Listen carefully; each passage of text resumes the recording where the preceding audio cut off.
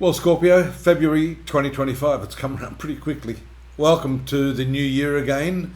I'm hoping that it's going to work well for all of us.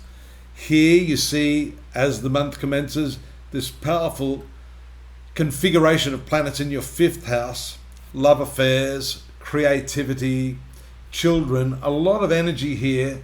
And the important thing to note here is that when you've got too much energy in that area, it's somewhat difficult to decide where to channel it. In any case, Saturn and Venus give some structure to this idealistic Neptune, which is showing us, flights of fancy. But Saturn will bring that down. And right now, I've got a feeling that, especially with the Sun and Mercury here, looking at the career sector, some great opportunities have started to emerge for you. Jupiter, which is one of your principal planets, your finance planet, and it also regulates this fifth house of creativity itself, has been somewhat in the dumps in its eighth house transit in what we call a slightly inimical sign, which is Gemini. Mercury and Jupiter are not friendly. But it has now moved forward from the 4th of February. The finance, this is a difficult placement because a retrograde planet always throws a spanner in the works for the areas in which it is transiting. 8th house has to do with your shared resources. It's got to do with other people's money. So if you're selling, you're doing business, you've got a business that relies on customers, this can be a problematic time where what you're hoping for in terms of sales and revenue are not quite as flowing. That changes after the 4th. Also here we see the full moon on the 12th, right there, smack bang in the middle of your 10th house of career, reputation. And the moon also is a very lucky planet for you. It rules this 9th sector of the horoscope, moving through the 10th house. It brings luck, especially being a full moon, luck into that zone of your life, that area. Along with that, you see there on the, let's have a look there, on the 4th of February, the movement of same date as that forward movement of Jupiter, Venus moving to the 6th zone of your workplace activities, structured work, your planning, and your day-to-day routine, nicely influenced by that benefic planet. All of that is great,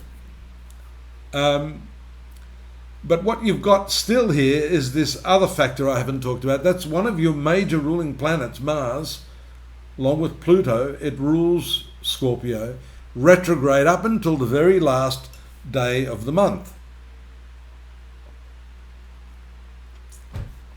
This is significant because some of your higher ideals, which are regulated by this 9th house, 1, 12, 11, 10, 9, are also impacted by the retrograde Mars. There could be some rethinking about legal matters, documentation. This can have to do with wills, if you're older, like me. With Jupiter in the 8th house, this has to do with wills. It has to do with your retirement fund, your banking, your interest, your credit cards, your savings. All of those sorts of things are regulated by this 8th house. And Mars here in the 9th house of legalities ties these two parts of your life together. So there it is there on the 24th, sorry, I think I said the 28th earlier. 24th, Mars goes forward. So the last 4 days of the month, you should start to feel somewhat, and there's the moon moving into an opposition, activated, and a lot more purposeful with both these planets moving forward. Your creativity should be shining right now, but don't forget that creativity comes with a measure of responsibility, as shown by the conjunction of the Sun and Saturn in the 5th house. Sun is your career planet. You are definitely working through a systematization of the way you work.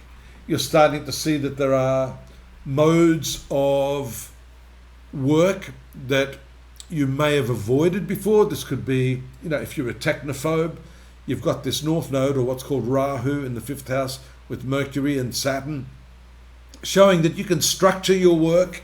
You're structuring your creativity in a way that invites technology, this new artificial intelligence protocol.